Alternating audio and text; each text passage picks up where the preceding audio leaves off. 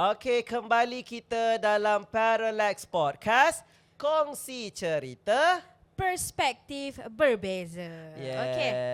Cikgu Rizwan, Gainah. Cikgu Rizwan. Sekejap, sebelum kita Ya. sambung, kita ni bercakap panjang. Panjang. Betul. Kita jemput minum dulu. Minuman ni dia Oh, ada air ke? Ada cikgu. Kita buat khas untuk cikgu. Go.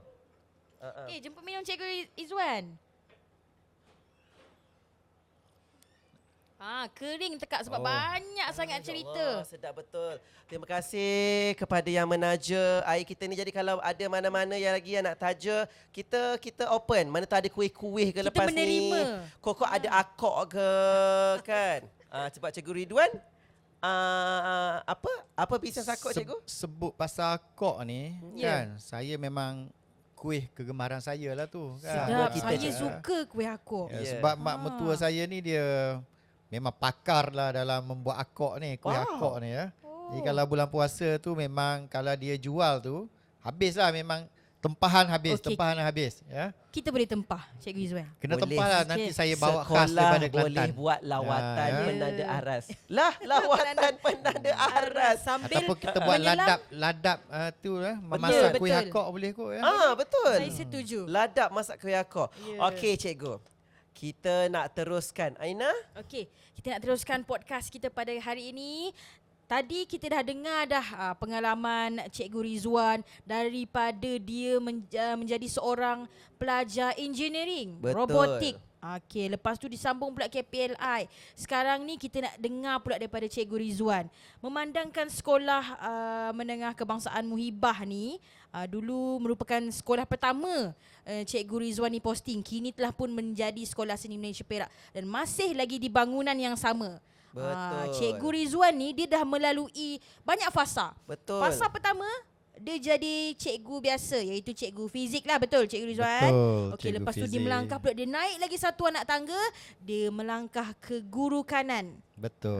Lepas tu sekarang ni alhamdulillah Cikgu Rizwan merupakan salah seorang pentadbir di Sekolah Seni Malaysia Perak, iaitu penolong kanan pentadbiran. Pentadbiran. Boleh tak Cikgu Rizwan kongsikan kepada penonton-penonton di rumah macam mana proses tu ataupun pengalaman Cikgu Rizwan sendiri beralih daripada satu tangga ke satu anak tangga yang lebih tinggi hingga menjadi Cikgu Rizwan yang sekarang? Ada Baik. tak pernah nak tarik diri?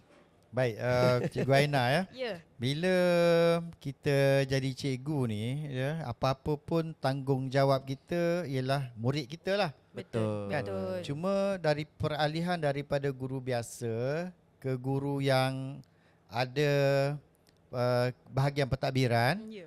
dia skop dia tu daripada skop yang kecil dia bertambah besar sedikit. Macam betul. jadi cikgu, kalau jadi cikgu biasa mungkin skop kita dalam kelas itu. Betul. PDP tu je. PDP kelas kan, jaga anak murid kita. Betul. Bila kita melangkah satu tangga ke bahagian pentadbiran, jadi kita akan jaga lebih luas lah ya, mungkin jaga lebih luas. Dan kalau dah sampai ke penolong kanan pentadbiran, jadi skopnya menyeluruh lah ya, kalau ikutkan menyeluruh lah. Satu sekolah tu kita kena tengok lah Betul. ya, daripada PDP-nya ya, daripada sumber manusianya ya. Jadi kena tengoklah keseluruhan. Dulu jadi cikgu macam seronok mengajar ya, jumpa budak tu, jumpa budak ni, kerja dah siap belum, itu je. Itu Malam je, betul. fikir budak mana lagi tak siap kerja, budak mana lagi aku perlu bagi tumpuan kan, macam tu. Tapi sekarang ni bila dah duduk di sini, kita kena fikir esok macam mana kita nak handle program, apa lagi way forward kita ke depan, apa inisiatif kita untuk tingkatkan kecemerlangan kan sekolah. Itu kita kena fikirlah sekarang ni. Jadi harap rambut saya tak luruh lah kot. Tidak. Maintain Masih cikgu, boleh maintain, pakai maintain, pomade. maintain. Ya betul Okey. Jadi Jadi cabarannya cabarannya macam mana pula? lebih besar lah ya. Cabarannya makin kita berada di tingkat yang lebih tinggi sedikit, cabarannya lebih besar lah ya. Begitu juga dengan orang lain lah. Makin kita ni berada di sekolah, yang berada di bahagian-bahagian lain, lebih tinggilah cabaran dan juga dia punya dugaan dia lah kat situ ya. Betul. Jadi cikgu, saya nak tanya cikgu kan. apa antara kenangan-kenangan yang cikgu tak dapat lupakan sepanjang cikgu mengajar dekat SMK Muhibah ni? Dia kenangannya banyak dengan murid lah, Cikgu Izwan ya. Okey. Cikgu Aina ya. Saya ni lebih seronok ya, kenangan manis bila ada murid-murid datang jumpa kita balik. Cikgu, saya dah jadi doktor gigi. Saya dah jadi Betul. ni, saya dah berniaga kan. Bangga. Tak kira lah dia, asalkan dia kerja dan dia Betul. berjaya dalam Betul. hidup dia kan. Tak semestinya jadi kerja besar tu berjaya kan. Pegawai bomba. Tak perlu pun. Saya pernah jumpa anak murid saya jual ikan keli. Cikgu, ambil ikan keli. Saya bagi kat cikgu. Cikgu pernah ajar saya dulu. Saya pun jadi seronok lah macam tu kan. Maksudnya dia berjaya hidup dia lah. Walaupun dia jual ikan keli. Ya. Memang dia sangat-sangat bagus lah dalam hidup dia kan. Ya, betul. Ya, daripada kalau ada yang dan benda-benda tak seronok, kita dengar anak murid kita yang benda-benda yang perkara yang buruk lah. Kita tak nak lah benda-benda macam tu. Ya, Tak dielakkan Ya, lah. betul. Yang paling manisnya bila keluar keputusan kan. Kita tengok anak-anak murid kita, wow, melompat berjaya, menangis berjaya. Itu yang kita nak. Itu memang sangat-sangat manis lah dalam hidup saya. Ya. Okey, ini kita nak bagi fakta yang off record. Lah, off record. Kalau penonton nak tahu, masa saya masuk dulu sekolah SMK Muhibah ni, balik-balik Cikgu Ridwan. Balik-balik Cikgu Ridwan. Yang menang anugerah Best Dress untuk Hari Guru. Maksudnya masa Ya. hari guru tu dia betul-betul all out lah. Balik Cikgu Ridwan. Sebab undian murid-murid kan. Murid undi masa Ya, tu. Ya. Cikgu Ridwan. Lepas Cikgu Ridwan, tahun depan Cikgu Ridwan Ridwan. lagi. Oh, sempat dengan Cikgu Izwan ya. Ya, jadi kita tak nak kalah. Tak nak kalah, dek. Kita cuba kalah juga. Kalah juga. Tahun ini baru menang. Sebab Cikgu Ridwan tak pakai. Cikgu Ridwan macam Siti Nurhaliza, kita nak berehat. Bagilah orang lain bagi peluang orang pula. lain. Tapi Cikgu Ridwan ni, sepanjang kalau saya kenal kan, dia seorang yang senang untuk kita nak approach. Dan kalau kita ada, jadi cikgu ni, anak-anak, penonton-penonton di rumah bukan hanya mengajar. Kitalah AJK Hari Anugerah. Kitalah yang akan buat itu kerja-kerja di luar bilik darjah. Jadi Cikgu Ridwan ni, kalau dia mengidolakan Cikgu Mahmud tadi. Cikgu Ahmad Mahmud. Cikgu Ahmad Mahmud. Saya Idola ni saja jujur, tapi tak boleh ikut pun. saya ni mengidolakan Cikgu Ridwan kalau dia jadi SM. SM, stage Aina, manager. Cikgu Ridwan ni dia tenang jadi SM tau. Contoh Cikgu, kita dah kena ready ke cikgu? Murid-murid persembahan. Okey Cikgu Izwan boleh ready? Tenang je. Kita macam, lah, sejak tu kita macam, okay, I wish that I can be like him. Ketenangan Setenang cikgu itu, tu. ya. Jadi cikgu, dalam banyak-banyak, ini orang cakap, kita consider sikit, kerja di luar bilik darjah. Apa kerja pengurusan Hari Anugerah ke atau apa-apa event yang cikgu rasa yang cikgu takkan lupakan? Baik, saya ni kalau sukan sekolah tu saya bahagian pembarisan lah. Ya, Lama betul. saya pegang pembarisan sebelum diambil alih oleh Cikgu Munir ya. Munir. Ya. Orang kata step tu tahu dah duduk di mana kan. Ya. Murid nak beratur di mana, murid nak lalu kat mana kan. Naik dah tahu bendera dah tahu bila. semua dah. Nah, lepas tu untuk program-program besar sekolah, saya memang tak ada lain, memang jadi AJK protokol lah. Betul. Ya. Jadi protokol, jadi Jemputan. ya, saya pun kena belajar lah benda-benda tu, tanya orang, saya belajar, beli buku Cikgu Izwan, saya beli buku protokol, etiket apa semua kan. Boleh foto stick. Supaya benda tu kita susun ataupun kita tengoklah tak salah lah. Betul, kan. supaya lebih Untuk, teliti lah. Ya betul. Ya. Program-program macam Hari Anugerah, saya jadi protokol. Macam Cikgu Izwan cakap, saya jadi floor manager kan. Ya. Betul. Jadi saya pun seronok kerja-kerja macam tu sebenarnya. Kadang-kadang release saja kita kan. Kita tengok perjalanan semua lancar saja kan. Ya. Dan kita tahu setiap orang yang diberi tugasan tu faham dengan tugas dia orang kan. Faham dan dia akan buatlah benda tu. Jadi kita tak perlu risau, just kita susun saja perjalanan dia. Ya. Mesti dia orang akan buat benda tu. Dan program tu akan berjalan lancar. Ya. Ya. Okey cikgu, sebelum kita pergi ke soalan terakhir, ada satu soalan saya nak tanya. Okey. Cikgu, kalau macam Cikgu Aina Ya. atau saya lah, kita ni mungkin tidaklah macam canggung sangat untuk mengajar menggunakan teknologi. Macam mana cikgu yang merupakan generasi-generasi awal mengajar pada waktu PKP. Bagi saya, waktu PKP tu antara yang terjejas adalah kami, para pendidik.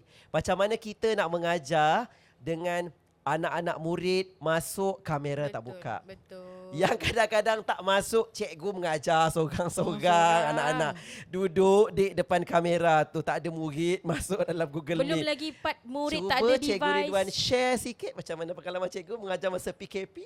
Baik, kalau ikutkan saya ni tahun 79 masih lagi generasi X lah kan. Oh, kita sama. Ya, generasi X ya.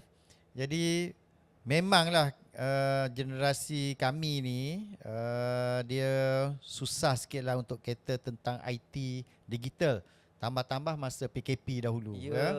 Jadi nak tak nak pun kelas kena buat Cikgu Izwan, Cikgu Aina Betul, kan. betul. Kelas kena jalan, kita kena tarik murid ya, bagaimana nak masuk ke kelas online. Jadi saya kena belajar lah. Saya belajar juga dan tak semestinya orang yang lama dia tak boleh menguasai IT. Sebab saya tengok ada kawan-kawan saya yang dah hampir-hampir nak pencen, sangat-sangat hebat dalam IT, dalam digital. Tapi Ya. betul. Betul Tapi saya cakap ya. Sekarang ni macam KPM dia nak semua guru masuk dalam D5 apa semua kan. Betul. Biasanya Ya. guru-guru yang lama-lama tak ada masalah.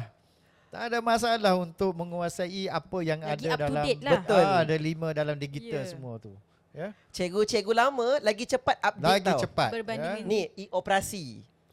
Betul. Cikgu lama ya. lagi cepat. Cikgu Ya. baru belum buat. Belum buat lagi. Cikgu-cikgu lama ni dia orang yang berada dalam zaman peralihan daripada kertas ke digital. Ya. Zaman yang ada sekarang ni dia memang dah digital. Betul. Dia rasa dia dapat menguasai. Jadi tak apalah macam tu pun kami akan faham. Mungkin macam itulah dia Betul. punya anggapan. Tapi bagi kami orang yang berada di fasa peralihan daripada kertas ke digital, oh tak boleh, kami kena belajar. Betul. Kami Ni- kena belajar, akhirnya kami dapat menguasai benda tu. Paling tepat kan, Cikgu Ridwan zaman mengajar pakai kapur. Betul. Betul Sepat tak? lagi kapur. Pakai Dibekalkan kapur Cikgu Ya. Aina ya. Masuk pejabat mula-mula posting dibekalkan kapur ya. Tulislah kat papan hijau tu ya. Berhabuk. Berhabuk. Berhabuk lah. Kalau asma ke lelah tu tak boleh tu. Ya Allah. Ni duster. Berdebu. Berdebu. Ya, berdebu. Kena buat kat koridor. Tepuk-tepuk kat Ya. koridor. Tapi betul. masa Buat tu debu tak ada emas apa semua. Tak Ya. ada ya. Sedut je lah ya. Kadang-kadang balik tu rasa nak batuk pun ada. Tapi okey je zaman dulu. Okey ya. Kan, kita Tak ada semua masalah. tak ada apa-apa. Sekarang tak boleh. Kena habuk sikit memang asma lah kot. Ya. Okey, jadi cikgu kita dah datang ke soalan yang terakhir. Jadi kita nak dengar lah apa harapan cikgu untuk kemejadian murid ataupun kelangsungan Sekolah Seni Malaysia Perak ni pada masa akan datang. Baik, saya sebagai gurulah di sekolah ya. Apa-apa pun walaupun kita jadi guru ke, kita jadi pentadbir ke, kita jadi AKP ke, sebab kita berada di sekolah dan klien kita yang paling penting ialah murid lah. Betul. Ya. Jadi apa-apa pun kita tengok kepada kemenjadian murid. Apa yang kita buat pun kita mesti tengok kepada kemenjadian murid. Ya. Kita mesti usaha ke arah bagaimana kita nak meningkatkan prestasi dan juga kecemerlangan murid lah. Ya. Dan juga untuk Sekolah Seni Malaysia Perak, ya, yang paling penting sama-samalah kita bergerak dalam satu kapal yang besar ni. Kapal kita nak makin besar ni sebab auditorium pun dah Betul. siap tu kan. Perlu eksperimen lagi. Jadi kita sama-samalah berlayar ke arah ke mana kita hala tuju dan matlamat kita yang telah ditetapkan lah oleh pentadbiran sekolah. Jadi yang paling penting sekali ialah kerjasama lah, hormat ya. Itu nilai-nilai yang kita kena adalah, dan juga empati dalam diri masing-masing. Itu Betul. Cikgu Izwan ya, Cikgu Aina. Baiklah, terima kasih kita ucapkan kepada Cikgu Ridwan sebab kongsi. Sebenarnya dia busy tau. Busy. Dia tengah nak pergi meeting. Jadi kita terpaksa curi dia waktu senggang dia. Jadi terima kasih Cikgu kerana sudi kasih datang ke banyak. podcast kita. Sudi hadir. Nanti kita akan cari cikgu yang daripada 2001. ya 2001 tu. Tapi Masa saya sekolah rasa saya nak terbuka. jadi pengacara lah. Saya nak interview Cikgu Izwan pula dengan Ini Cikgu kita Aina. saya Boleh ke setuju. macam tu? Nantikan episod saya, Cikgu Ridwan pula duduk kat Ya, sini. saya nak jadi pengacara Kena pula. cakap macam ni lah, jangan lupa komen. Okay. Tapi jangan lupa komen permintaan. Kita ada super thanks ke? Kalau podcast lain ada super thanks. Jadi kalau ada dekat orang komen tu nak sumbangkan duit, bolehlah super thanks kat bawah RM10 ke. Nanti kita akan beri kepada community balik. Okey. Jadi Okey. sekian sahaja episod kali ini bersama dengan Cikgu Ridwan. Terima kasih. It's an honor untuk kita berdua interview dia. Betul, Cikgu Seronok. Seronok mendengar pejam cerita celik, dia. Pejam celik dah habis masa. Berapa episod dah ni Cikgu Izwan? Kan? Jadi semoga kita berjumpa lagi dalam episod yang akan datang dalam Parallax Podcast. Kongsi cerita. Perspektif berbeza. Kita Bye-bye. jumpa lagi. Bye. Okay, Bye. minum cikgu. Minum. Air panas tiup. Terima kasih.